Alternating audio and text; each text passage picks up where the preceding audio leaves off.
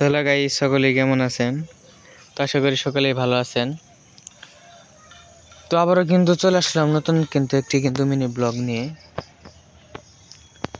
তো আজকের এই ব্লগে দেখাবো আমরা কিন্তু বাড়ির সাইডে যে আমাদের যে জমিন রয়েছে, তো ওই জমিনে কিন্তু আমরা কিন্তু প্রায় কিছু লেবু গাছ কিন্তু আমরা রোপণ করেছি। তো আমরা এই লেবু গাছগুলো কই থেকে ক্রয় করেছি এবং কত টাকা করে ক্রয় করেছি, তো আমরা এই গাছগুলো কিভাবে পরিচর্যা করি, তো তা নিয়ে কিন্তু আজকের এই ব্লগ ভিডিওতে কিন্তু বিস্তারিত আলোচনা করা হবে। তো আপনারা কিন্তু অবশ্যই কিন্তু ফুল ব্লগ ভিডিওটি কিন্তু দেখার চেষ্টা করবেন। তো না দেখলে কিন্তু কিছু বুঝবেন না।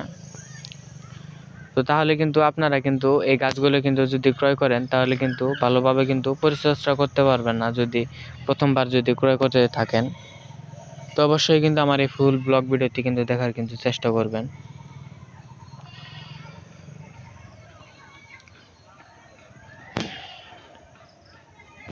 তো সামনে দেখতে পাচ্ছেন লেবু গাছটা প্রায় অনেক বড় হয়ে গিয়েছে। তো কিছুদিন আগে লেবু ধরেছিল, আমরা পেরে কিছু আমাদের জন্য রেখে দিয়েছিলাম, এবং কি বাজারে এই গাছ লেবুগুলো আমরা বিক্রয় করেছি। কারণ হচ্ছে আমাদের বাজারে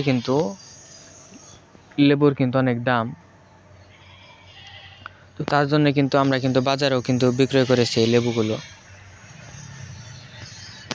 তো এটা একটি খুবই একটি লাভজনক ব্যবসা।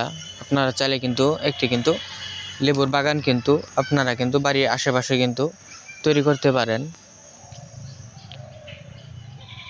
তো সামনে দেখতে পাচ্ছেন এটা একটি হাইব্রিড লেবু গাছ।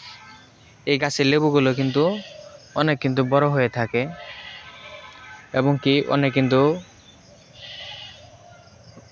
রস হয়ে থাকে এই লেবুতে। তো এখানে দেখতে পাচ্ছেন, এবং কি আরেকটি যে দেশি লেবু গাছ যে রয়েছে, তো এটি একটি দেশি লেবু গাছ। তো এই লেবু গাছে লেবু যে ধরে, তো এই লেবুগুলো ছোট হয়ে থাকে এবং কি অনেক এটা থেকে বাসনা ছড়ায়।